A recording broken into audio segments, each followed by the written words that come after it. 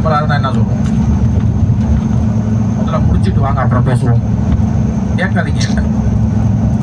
ஆனா ரசூல் ஸல்லல்லாஹு அலைஹி வஸல்லம் என்ன சொன்னாங்கன்னா, அந்த மக்களுக்கு விளங்குற மாதிரி எனக்கு தாவத்து கொடுக்க தெரியல,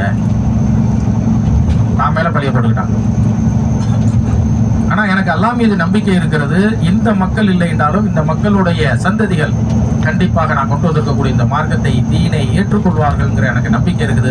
அதனால இந்த மக்களை ஒன்றும் செய்ய வேணாம்னு சொல்லி விட்ட சொல்லிடுறாங்க.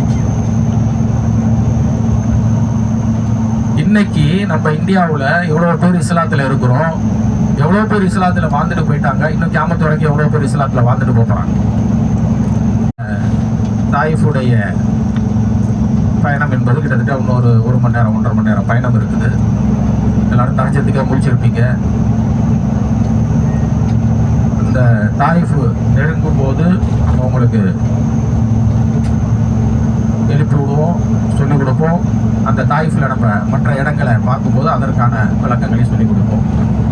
இப்போ நாம் இந்த கேட்ட தாயிஃபினுடைய சுருக்கமான வரலாறில் இருந்து நாம் எடுத்துக்கொள்ள வேண்டிய படிப்பினை என்ன?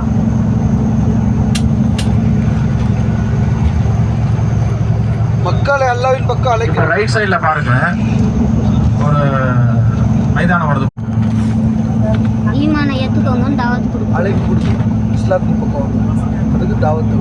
இஸ்லாத்தில் இபாதத்து எந்த அளவுக்கு முக்கியமோ அதை விட கூடுதலான முக்கியத்துவம் தாவத்துக்கு கொடுக்கப்படும்.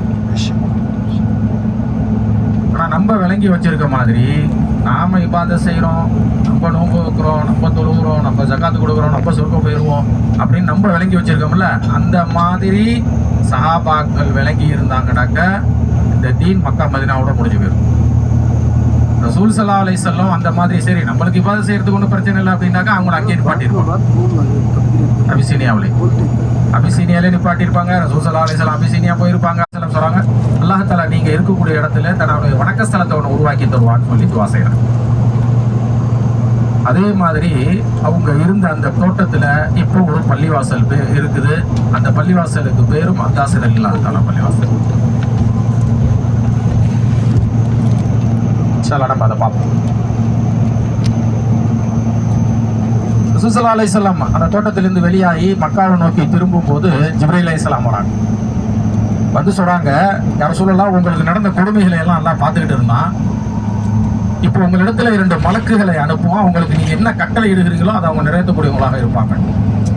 அவங்க சொல்லிட்டு மறைகிறாங்க. அதே மாதிரி 2 மலக்குகள் வந்து ரசூல் ஸல்லல்லாஹு அலைஹி வஸல்லம் சொல்லிட்டு முன்னாடி